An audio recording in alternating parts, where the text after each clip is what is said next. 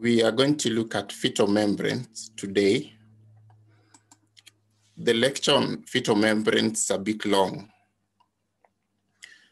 perhaps a 3 to 4 hour lecture. And so I will give it in 2 parts. Today we are going to do first half of it. And next week we'll do the second half of it. Let's start by defining what fetal membranes are. By definition, fetal membranes are tissue layers that surround the baby during pregnancy. And because they surround the baby during pregnancy, it means somewhat they're separating the baby from the lining of the uterus. Those are fetal membranes. So they are just tissue layers that surround the baby and so separate it from the mother. Of importance to note, however, is that fetal membranes are zygotic in origin. If you are to trace the cells that form the tissues backwards to their mother, or rather to the parent cells, you will trace these cells back to conception, to the zygote. You will not trace them back to the mother. If you are to look at the genetic makeup of the cells of the tissues that form fetal membranes, the genetic makeup is similar to the genetic makeup of the baby. They're not similar to the genetic makeup of the mother. That's what I mean by they're zygotic in origin. And therefore, it means that you cannot have a fetal membrane if there was no conception. Fetal membranes are products of conception. There are 4 components of fetal membranes. We have the amniotic membrane. We commonly call it the amnion, and the whole surrounding complex is commonly called the amniotic sac. The other one is called the yolk sac or the umbilical vesicle. The term yolk sac is a common name than the umbilical vesicle.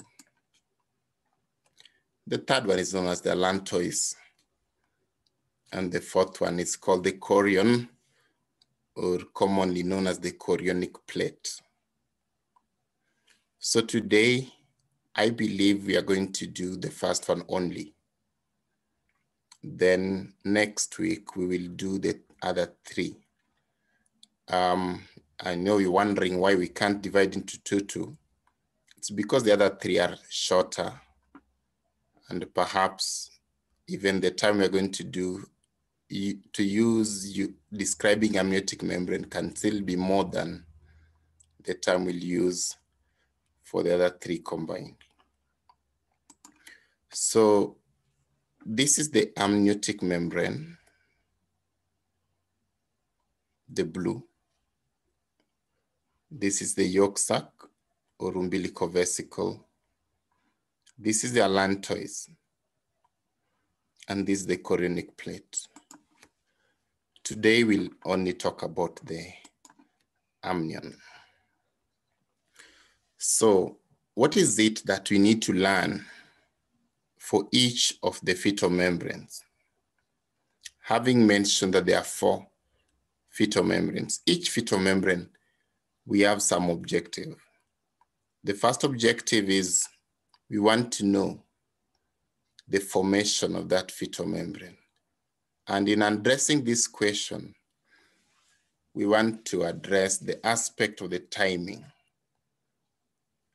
When does this fetal membrane establish? And the aspect of the how. How is it established? So that is one thing we are going to address for each fetal membrane.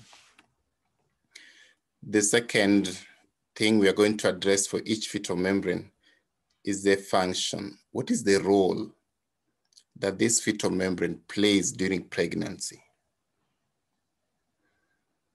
Then after that, we will state the fate.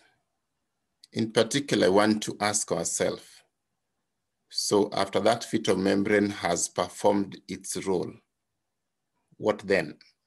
After that, what happens? What becomes of that fetal membrane? So we want to set the fate. We would have ended there, but we are clinicians, and there's a reason why we are even learning embryology.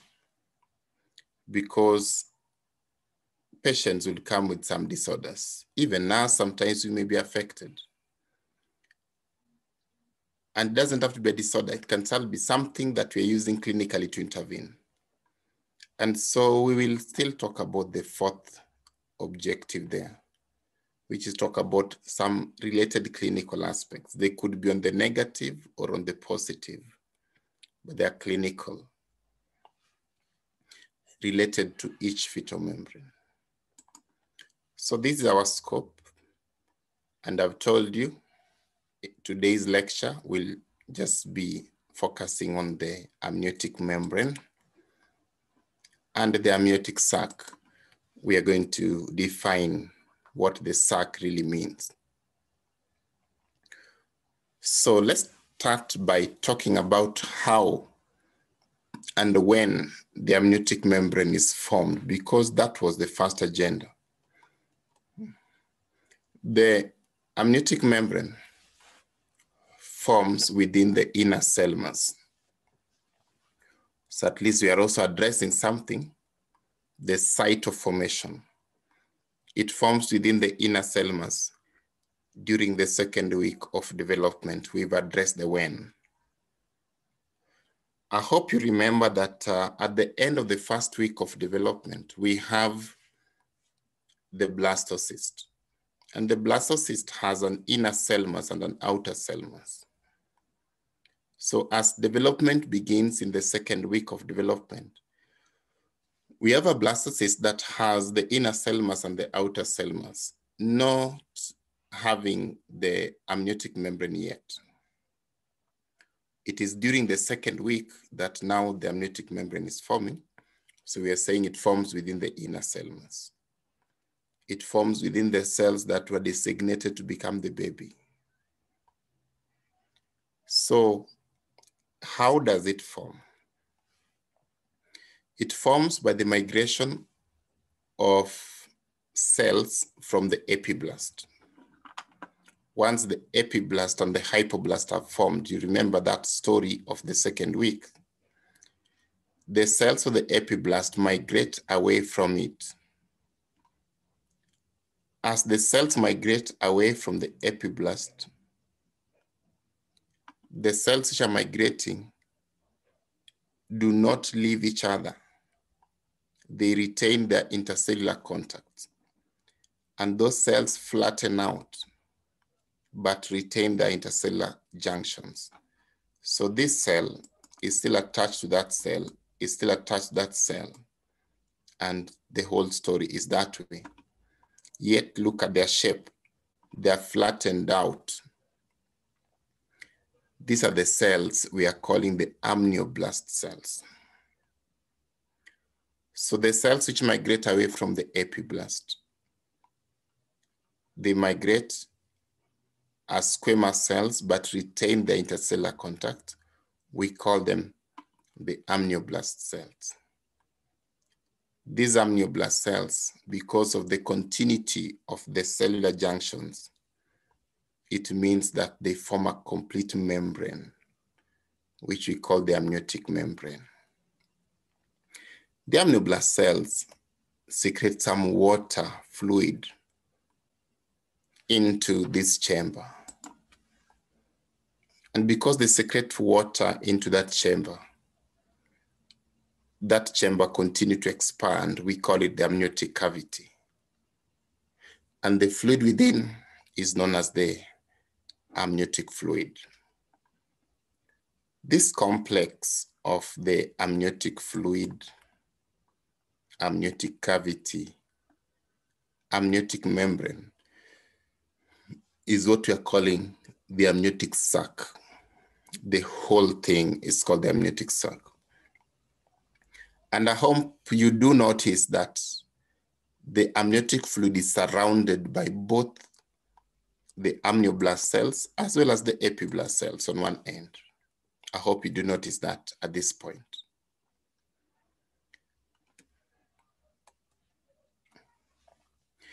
I want you to take note that the size of the amniotic sac increases as the pregnancy advances. There are two reasons why the size of the amniotic sac increases as the pregnancy advances.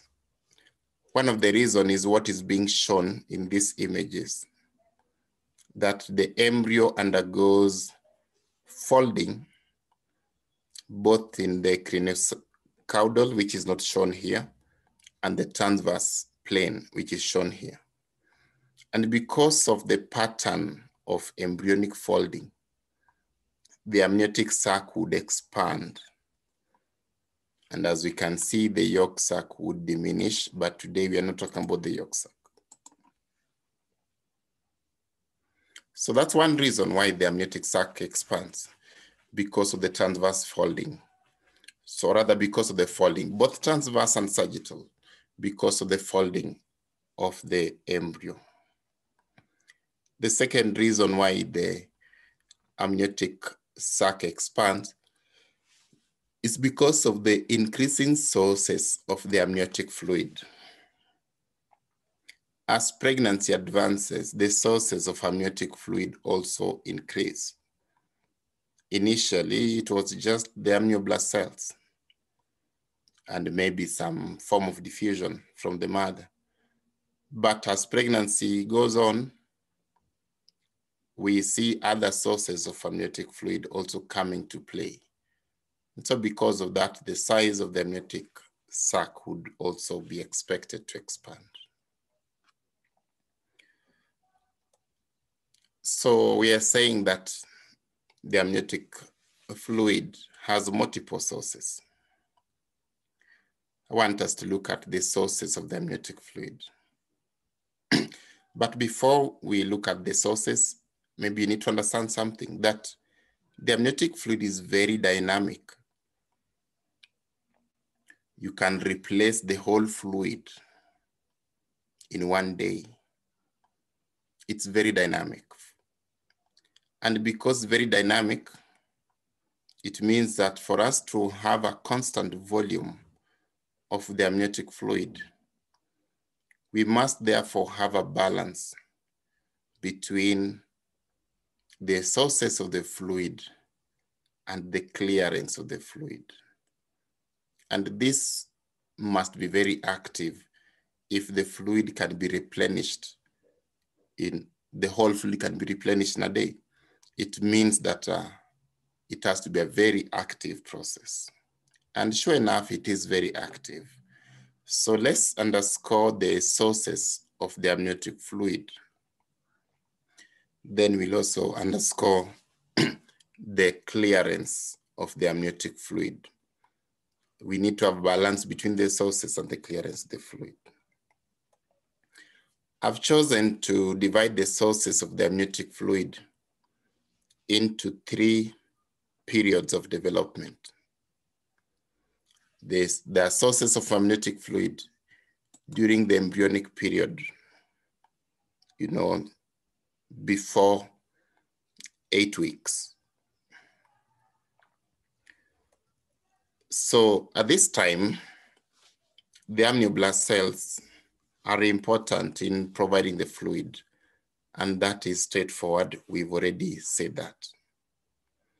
Apart from amnioblast cells, there's surfaces of the embryo, like epiblast, or later on ectoderm. Those are the surfaces of the embryo.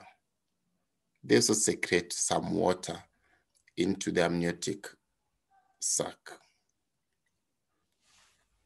So these are sources during the embryonic period. Then now, from around 8 weeks onwards, when we go to the fetal period, it means the end of the first trimester and the beginning of the second trimester there. That's the early fetal period. So in the early fetal period, what are the sources of the amniotic fluid? What I'm calling category 1 here is not a conventional term. It's a term I'm using in this lecture to help explain. And what I'm calling category 1 is basically these two factors there. And I'm saying that the factors that we had during the embryonic period do not die. We still have them. However, in addition to them, there are other factors that have now come to play. What are these other factors? The kidneys have formed, or they are forming, and so they contribute to formation of fluid. You see, in the embryonic period, the embryo doesn't have a kidney yet, a functional one for that matter. Perhaps not significant, but at least during the early fetal period, these ones contribute, the fetal urine. And also, as the lungs develop, the secretions from the lungs also contribute. And perhaps during this early fetal period, these factors that I've put here, all of them, perhaps contribute in the same, almost the same percentages or proportion. So almost equal. So these are the sources of amniotic fluid in the early fetal period. And so the third period is a late fetal period, which means maybe from somewhere in the second trimester all the way to the whole of the third trimester. In that period, the main sources of amniotic fluid are what I'm calling category 2, and category 2 are these two factors here. The fetal urine and the fetal lung secretions are the major sources of amniotic fluid in the later times of second trimester and the whole of the third trimester. Fetal urine and the fetal lung secretions. Those are the major sources of the fluid. Apart from that, there are some secretions from the oral cavity that are there. There are also some secretions from the nasal cavity that are there. Remember, fetal urine and fetal lung secretions are the key sources of amniotic fluid in the later times of second trimester and in the third trimester. So those are the sources of the fluid. Because the fluid is dynamic, we must have a balance between sources on under clearance. So we ask ourselves in this slide, how does the amniotic fluid get out of the amniotic sac? That's a question we want to address. And to address it, these are the mechanisms. And I've chosen now not to classify it into the periods, but perhaps to give us the major categories. One of the main ways in which the fluid comes out is by the fetal swallowing the fluid. If I ever give you an MCQ or true-false question and I ask you, have you ever tested your urine? Just say yes gladly. Don't think too much about it. Because the fetus is here drinking their own urine. When the fetus swallows that fluid, where does the fluid go? That fluid will go to the alimentary canal of the fetus. Then later on, it can be absorbed by the fetus. And so once it is absorbed by the fetus, it means it will be into the fetal circulation. I hope you follow that trend. The fetus has swallowed it, then the fluid is in the intestines, then the intestines absorb the fluid, then it finds itself into the bloodstream of the fetus. Let's try another one. This other one, we call them intramembranous pathways.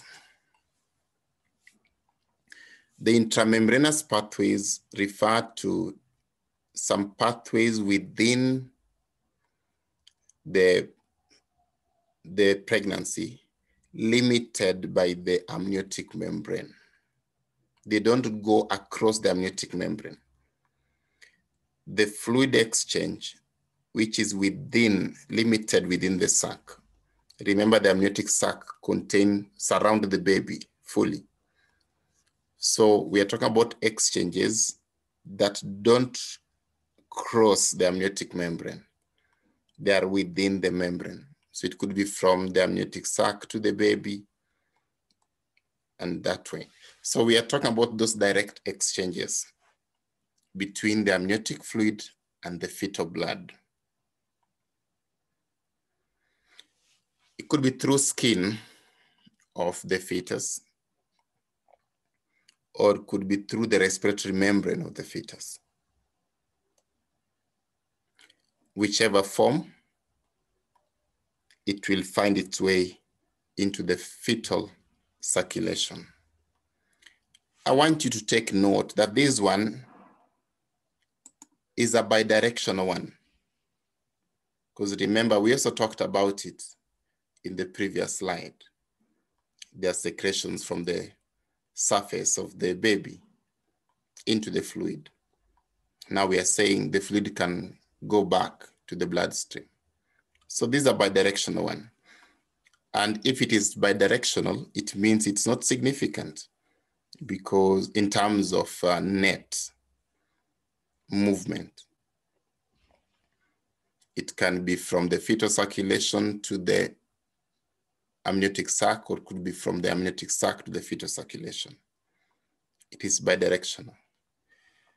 There's another one, which we call transmembrane pathways. Transmembrane pathways refer to exchange between the maternal blood and the amniotic fluid. Okay, pardon the spelling of my fluid there. So it's the exchange between maternal blood and the amniotic fluid. We are calling transmembrane because now this one must cross the amniotic membrane. Again, this is also bidirectional. We've also talked about it. And so you understand, again, it may not be very significant way of clearing.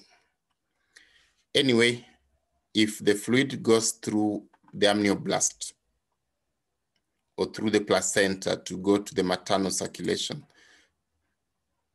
or rather, if it goes through the placenta or goes through the amnioblast cells, it will find its way into the maternal circulation as opposed to the fetal circulation of the other two. But this is also bidirectional one, which means no significant net effect. That therefore leaves us with one key mechanism, which is fetal swallowing.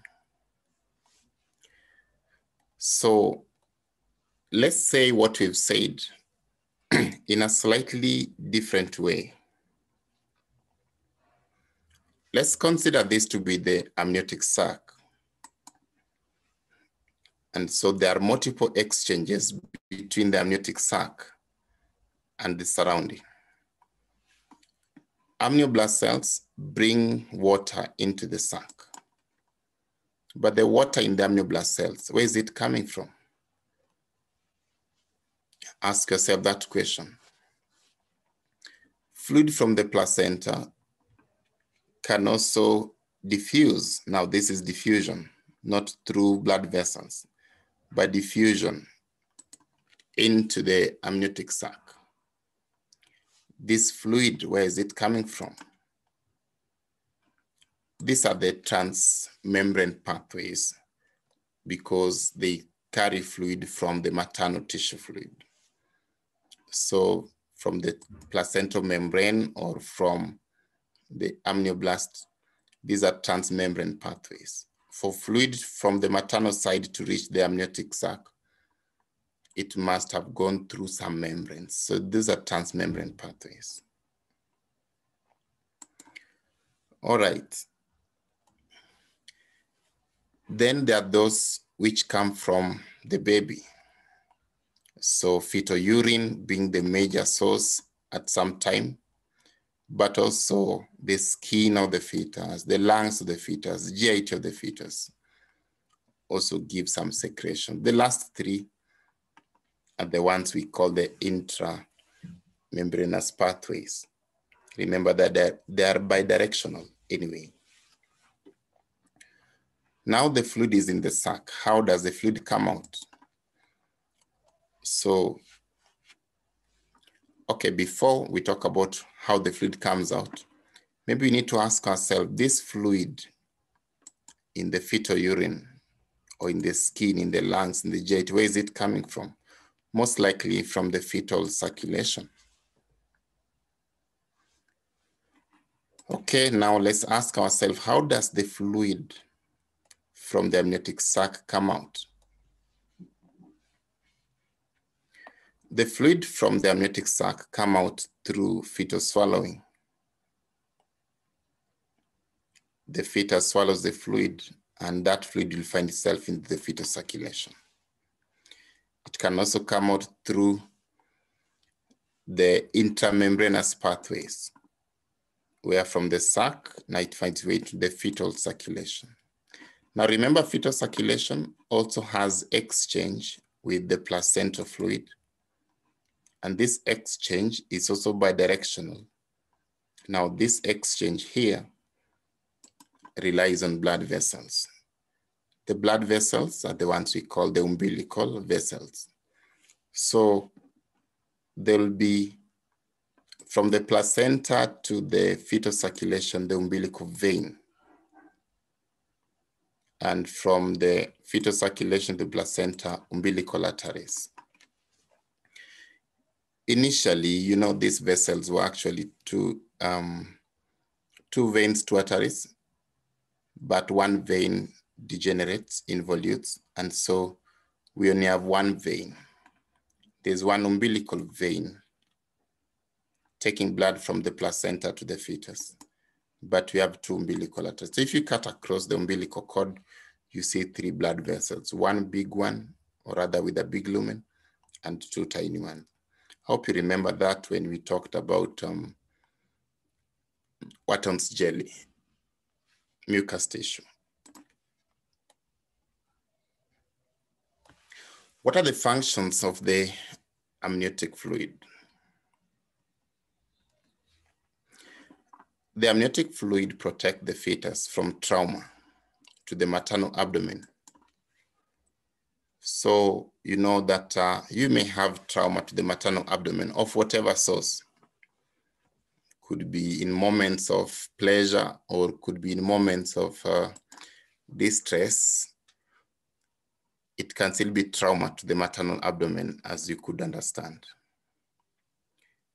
So amniotic fluid protects the baby. So if you are pregnant, don't make this be an excuse ya kunyima mtu. You may want to look for another better reason. Okay, the amniotic fluid also cushions the umbilical cord so that's not compressed by the fetal parts or by the uterus itself. And this is very key. As long as the fluid is there in good amount, the umbilical cord is not compressed. The fluid also has some antibacterial properties, which means that help to fight some infections, of course, not very aggressive ones. It's also a fluid reservoir as well as nutrient reservoir, although that's not very significant. Importantly, the fluid provides necessary environment for development of some key systems. The lungs need this fluid for the lungs to develop appropriately. For the lungs to expand appropriately, we need the amniotic fluid. The musculoskeletal system also need the amniotic fluid for it to develop appropriately. Now, let me explain the one for the lungs first. When the lungs form, at some point the fetus will try to be breathing. Of course, the breathing will not be functional. But as the fetus breathes in, the fluid goes in, and the entry of fluid into the lung is what helps to expand the lungs so that you have normal development of the alveoli. Well, the chemicals within the fluid also stimulate development and secretion of surfactant. As with regard to the musculoskeletal system, here we are primarily talking about the limbs. As long as the fluid is there in good amount, you know, the baby can now play some football within the maternal abdomen. And so this helps to somewhat, the baby is doing some physiotherapy to help in the development of the limbs. As with regard to GIT development, the act of swallowing the fluid is important to maintain luminal continuity, to maintain patency of the alimentary canal. So the fluid is very important for development of those systems. The fluid is also important for thermoregulation, so that in as much as the temperature of the environment might be very unstable, could be very cold at some point or very hot at another time, the amniotic fluid temperature is relatively constant because it's almost maternal temperature. And because of that, the fetus is not subjected to a wide temperature variation. Lastly, at the time of birth, the amniotic fluid would then lubricate the birth canal. But even before that, the amniotic fluid lubricates the fetal skin. So these are the functions of the amniotic fluid. What is the fate of the fluid or the sac? The amniotic membrane would tear at around the time of delivery. We call that the rupture of membranes. And when the membranes rupture, some fluid will come out. The membrane does not come out at that time. The membranes comes out together with the placenta after delivery of the baby. Usually, as development continues, the amniotic membrane fuses with the placenta. It fuses the chorion, and they constitute what we call the chorioamniotic membrane. So the chorioamniotic membrane is expelled after delivery of the baby. It is for this reason that when you have infection of this site, then we call it chorioamnionitis, because the chorion and the amniotic membrane fuse to become one as pregnancy goes on. Right. Now I want to talk about clinical aspects related to the first fetal membrane, which is the amniotic membrane. We will explain 4 clinical entities: amniocentesis, oligohydramneans, polyhedrons, and amniotic band disruption syndrome. Let's start with the first one. Amniocentesis is basically an ultrasound-guided procedure that is used to obtain a sample of the amniotic fluid. So this is done during pregnancy. It's an ultrasound-guided procedure. You put the ultrasound probe, then insert a needle all the way to the amniotic sac to obtain fluid. The understanding is that this fluid contains some cells, the amnioblast cells, which have desquamated.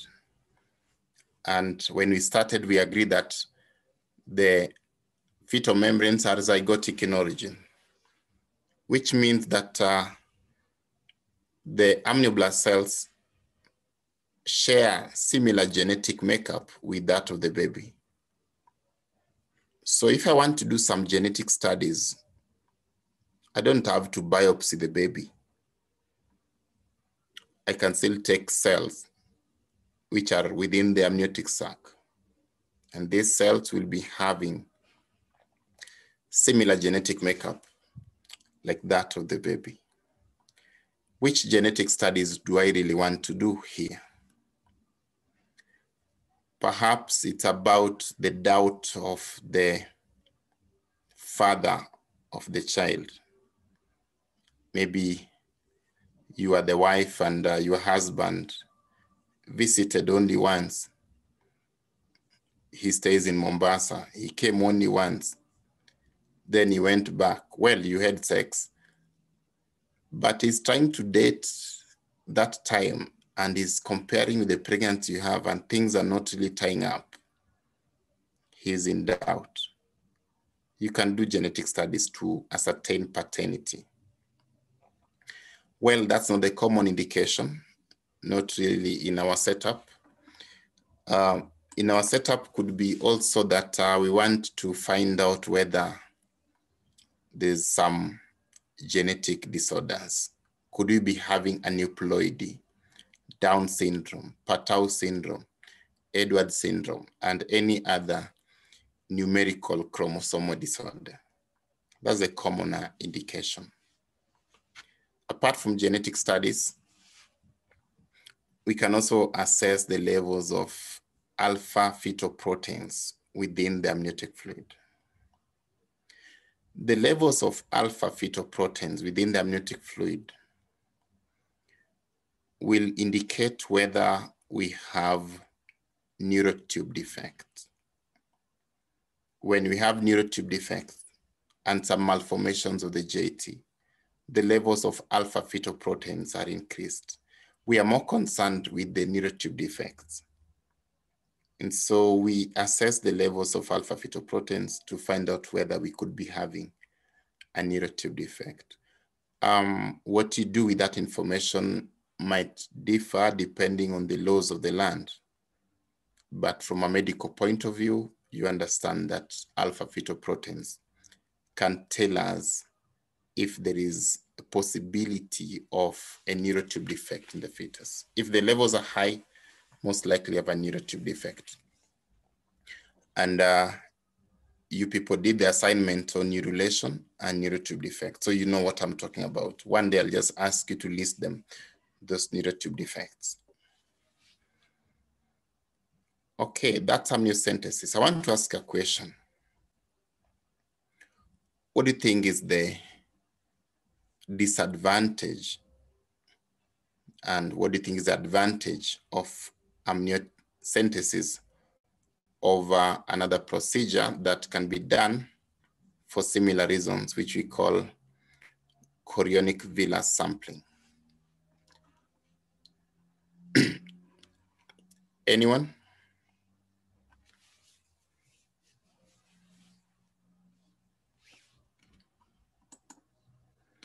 Yes, Vivian?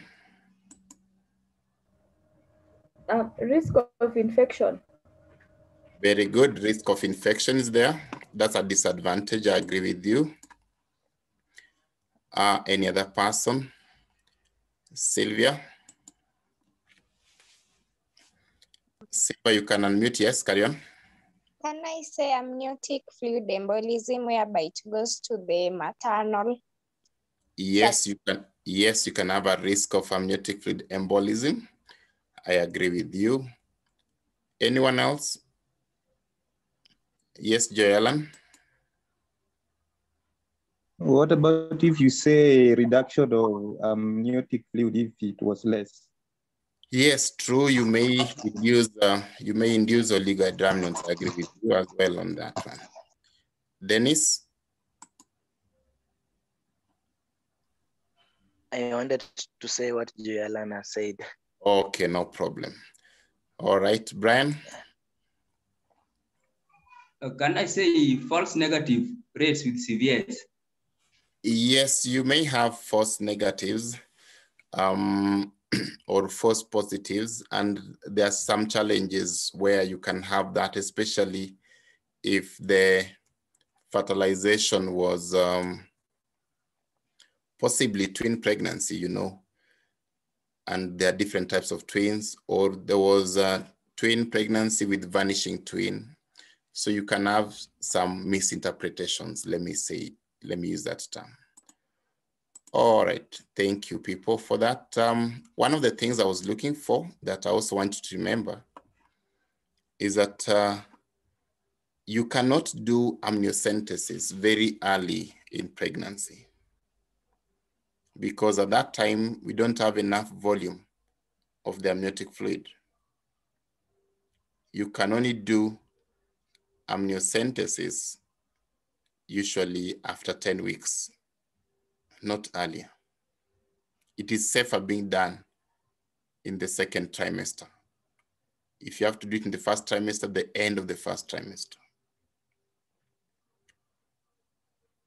But what I'm calling chorionic villus sampling, that one can be done very early in pregnancy. And so that is a disadvantage of amniocentesis over chorionic villus sampling. We'll be talking about chorionic villus sampling next week when we discuss the chorion. However, one of the advantages of amniocentesis over chorionic villus sampling is that amniocentesis is relatively safer compared to chorionic villus sampling, which is there's a high risk of bleeding, and that means termination of pregnancy as well. Okay, let's talk about the second clinical entity, which is oligohydramneans. Oligohydramneans is a situation where we have reduced amount of amniotic fluid. And the reduction here must be evaluated against the gestational age, because we know that the size of the amniotic fluid increases as pregnancy increases. And so we don't want to say a sharp cutoff that will apply for all gestational ages. That will not be accurate.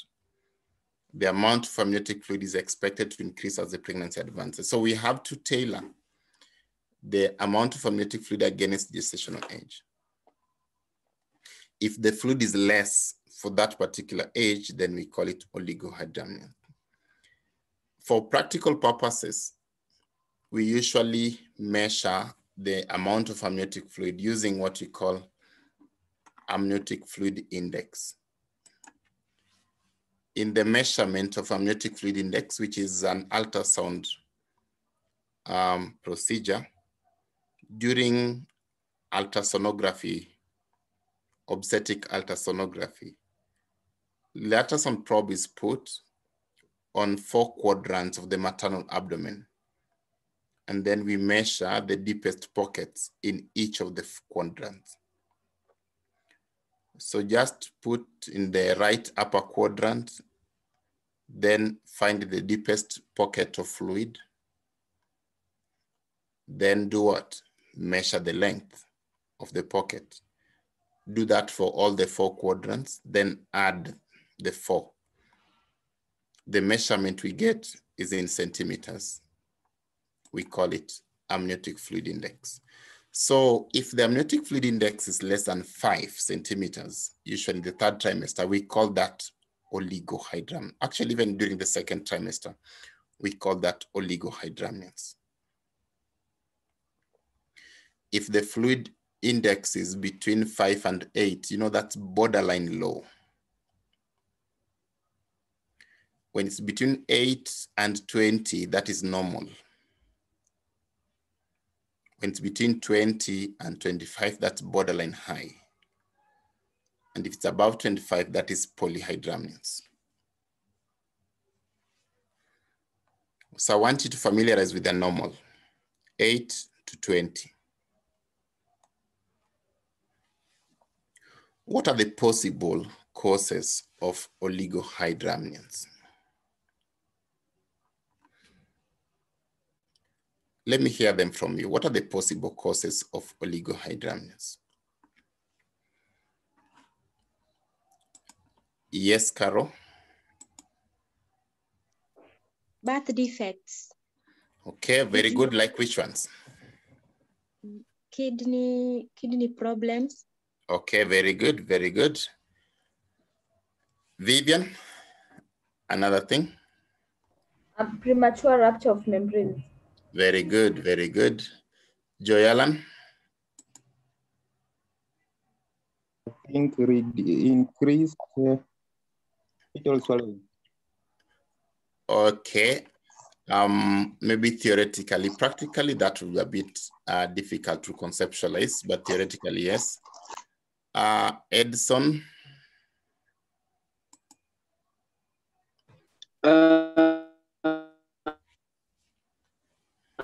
I'm thinking of renal abnormalities. Yes, very good. Carol?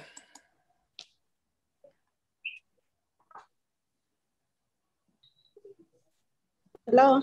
Yes, Carol, carry on. Yeah, small for gestational age. Very good. Pregnancies. Very good. Great, great. Nora? Hello? Yes, I heard that, Carol. That was good. You can just call it IUGR. Nora, another thing? We have things like placental insufficiencies. Placental insufficiency, great. Helen? When you have a twin-to-twin transfusion syndrome, especially with identical twins. Yes, it may affect on one side, on one side. That's it. Okay, let me put it this way. Yeah, I can see more hands up, but let me classify for you the causes of oligohydramnions. Then we put it in a different way.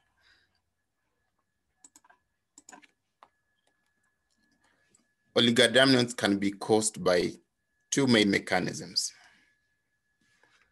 One of them is that we have reduced production of the fluid.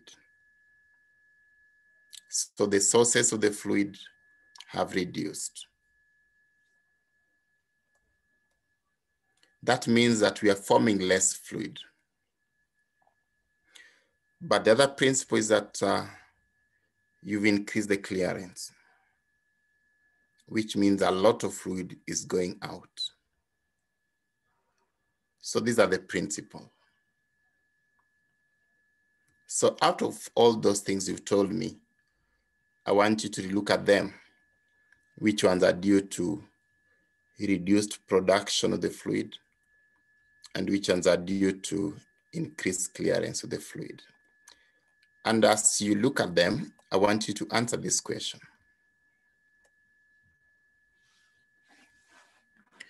So this will respond in the chat. It's enabled for you. I'm giving you 1 minute for this question.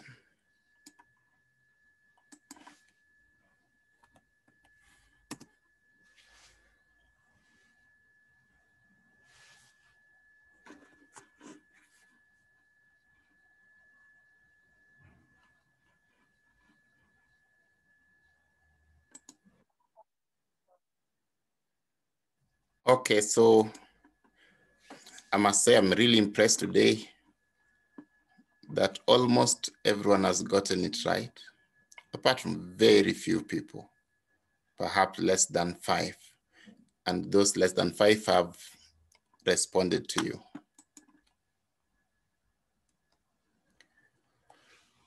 Now let's see.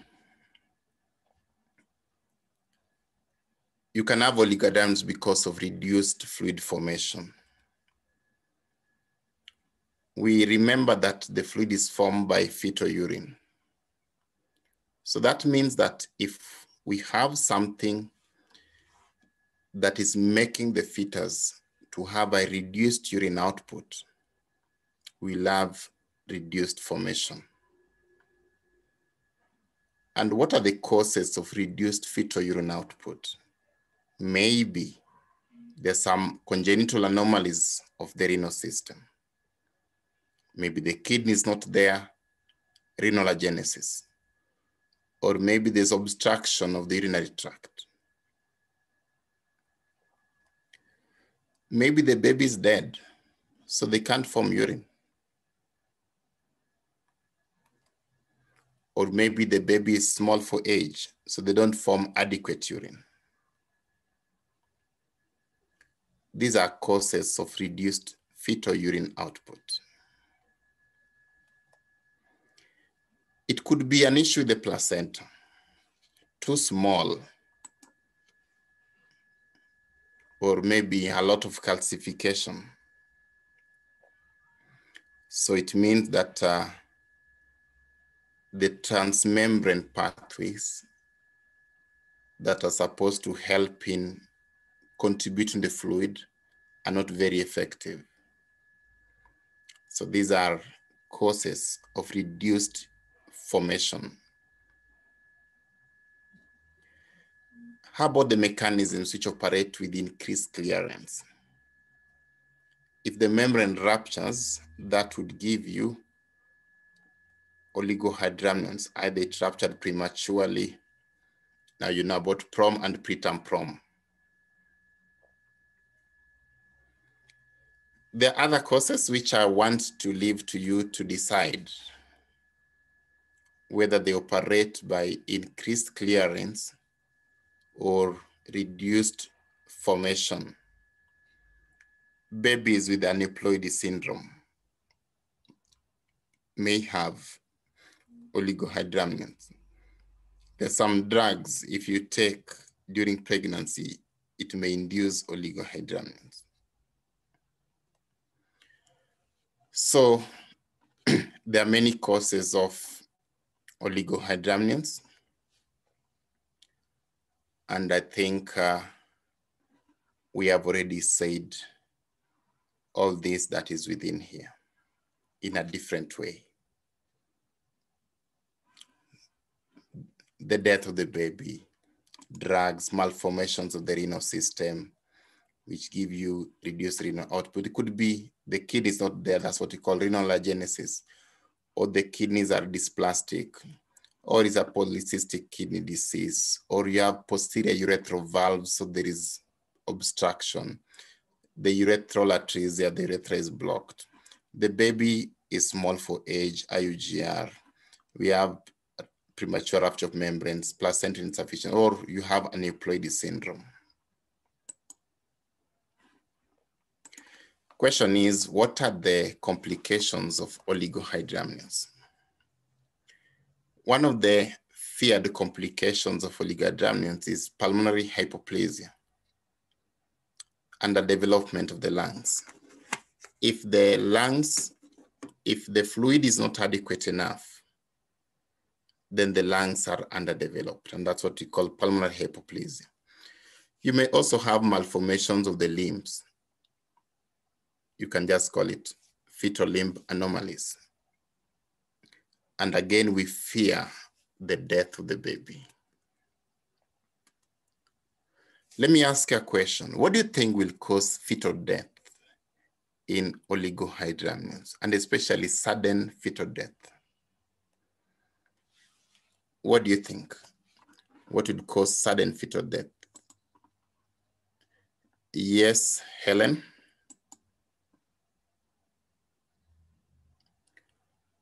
Ama, these are not new hands.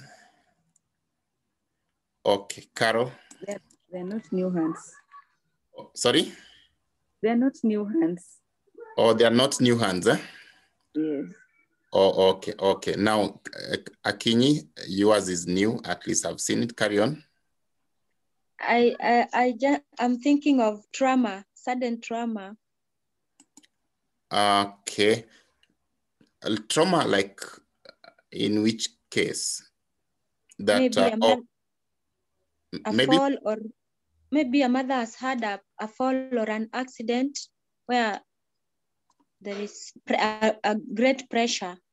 That's true. Trauma may cause fetal death if there is less fluid. I agree with you, although that's not a common one. In situations where mothers have oligohydramneans, in most cases that have led to fetal demise, I'm asking, what do you think may have been a cause? The trauma is usually not the major reason at that point. Let me give it to Joyce.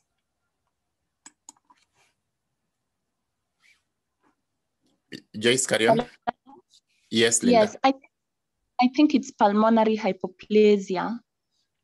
Very good. So pulmonary hypoplasia is a common cause of fetal demise. Although again, that's not sudden. Eh? So that will first, there'll be some signs of reduced fetal movement over a long period of time. But yes, it's one of the feared ones. And so I want you to remember pulmonary hypoplasia. Then there's another one again. Apart from pulmonary hypoplasia, what else could lead to fetal death? Yes, Brian. Actually, I want to talk about pulmonary hyperplasia and in addition with the development of the lungs. Okay, okay, I get you. Okay, let me give it to, okay, Clara, you've lowered your hand again. Let me give it to Jen. I think it can lead to cord compression. Yes, cord compression. That's the main thing. Cord compression can occur anytime, and that can lead to fetal demise anytime. Sudden fetal death, cord compression. So we fear cord compression and we fear pulmonary hypoplasia. Okay, let's talk about the third entity, polyhydramneans. Polyhydramneans is increased fluid volume. So the fluid is more than the expected for that particular gestational age. We will talk about polyhydramneans if the amniotic fluid index is more than 25 centimeters. I told you 8 to 20 is normal, 20 to 25 is borderline high, above 25 is polyhydramneans. We want to ask ourselves, what causes polyhydramneans? Now look, so this is the fluid. So this measurement has been taken from 4 quadrants. You see that is a fluid pocket, 1. That's another fluid pocket, the deepest fluid pockets for each quadrant. Then the measurements are done here. In this one, we see 33 as the amniotic fluid index. So this is high. Even this one, you see fluid pockets, 4 of them, then measurements taken, additions done. We get 29, so this is high. So we ask ourselves, what are the possible causes of polyhydramneans? Again, we can classify the causes into 2. We can get polyhydramneans if there is reduced clearance. We can also get polyhydramneans if there is increased production. So reduced clearance here means that the fluid, the mechanisms of taking away the fluid are not very efficient. And increased production here means that we are forming more than what we should have normally formed. Those 2 mechanisms, I want you to think through them, then answer question 2.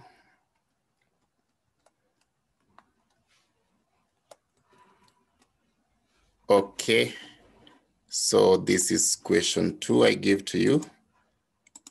Again, I give you 1 minute.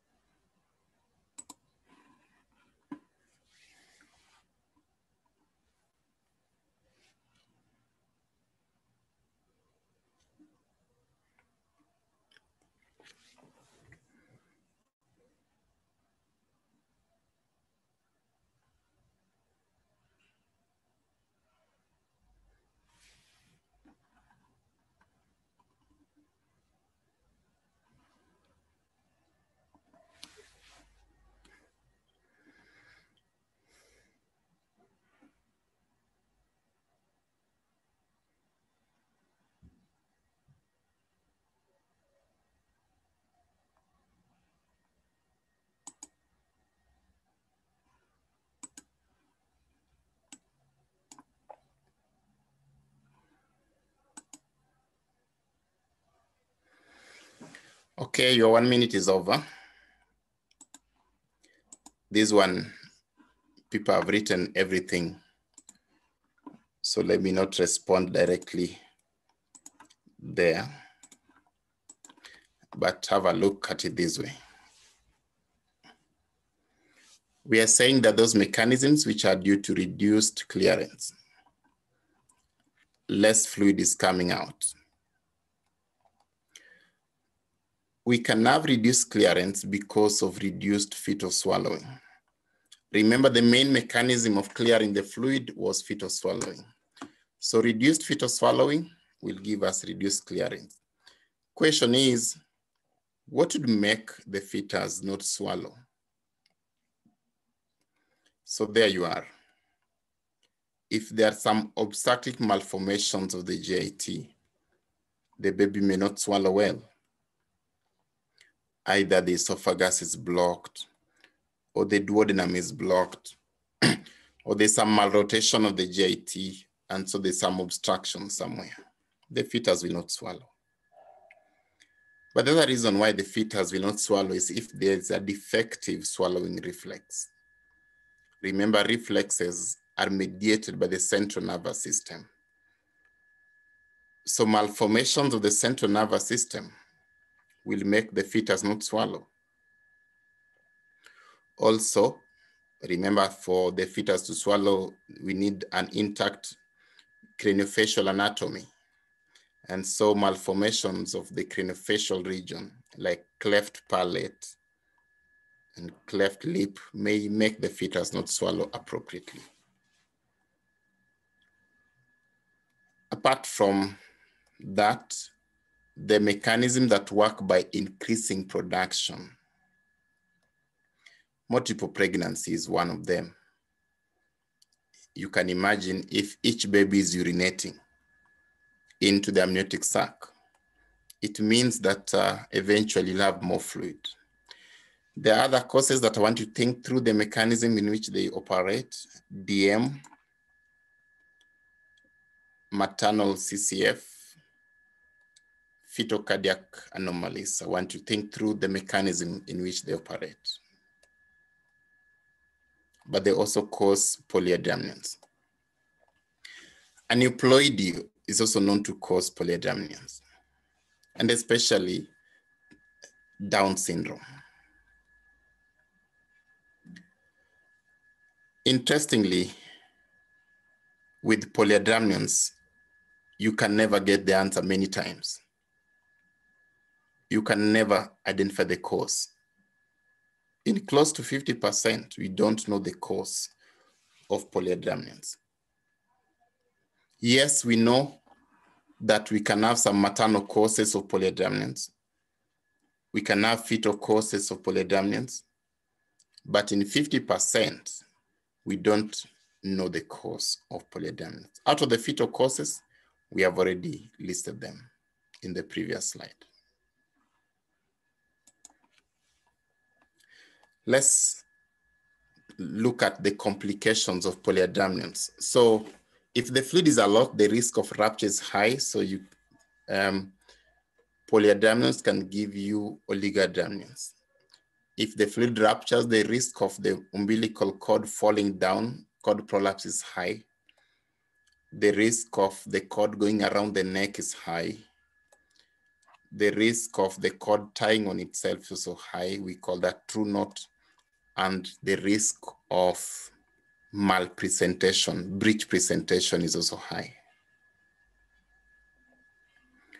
So these are complications of polyhedramneans.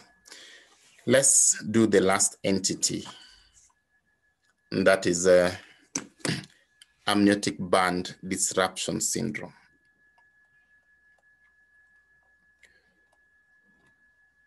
Amniotic band disruption syndrome results from entrapment of various fetal parts by a disrupted amnion. Usually the amnion is disrupted and fibrous. And because of this disrupted fibrous amnion, it can entrap different parts of the baby. So the entrapment of the fetal parts is what we are calling amniotic band disruption. This will constitute a wide spectrum of malformations. Some of them are mild, some of them not compatible with life. Multiple things can happen within the same fetus. You can see some fibrous amniotic band going around. In most cases, the limbs, which are the ones which move a lot, are the ones which are affected mostly. Look at that one. We call this amniotic band. You can just call it a constriction ring due to amniotic band. That's a constriction ring due to amniotic band. It means that the fibrous band went around the waist. Look at that one. This is a constriction ring around the leg. And this one, digital amputations indeed, and constriction ring. These are digital amputations. This is limb amputation. That limb cannot survive. So basically, amniotic bands can go around any part, but mostly it will affect the limbs. Can go around the face, like these ones. Will still give you amniotic band disruption. So these ones are actually causing death of the fetuses. Great, so that's the story of the first fetal membrane, and that's what we needed to learn today. We have looked at the amnion. We agreed on those 4 objectives. On the first objective, we've said that the amniotic membrane is formed during the 2nd week of development by the amnioblast cells which are migrating away from the epiblast. In terms of function, we know that the amniotic membrane surrounds the amniotic fluid, and that makes the amniotic sac. And this amniotic fluid and the amniotic sac has multiple functions, as we've already indicated.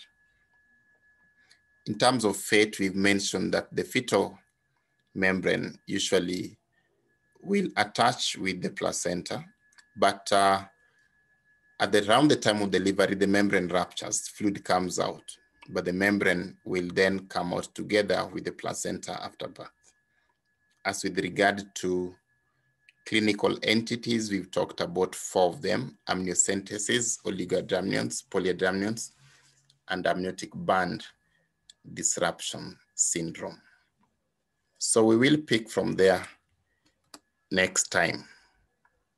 And that next time, we'll be talking about the yolk sac, allantois, and chorion. So I'll invite you to ask questions if you do have. Otherwise, we'll stop there.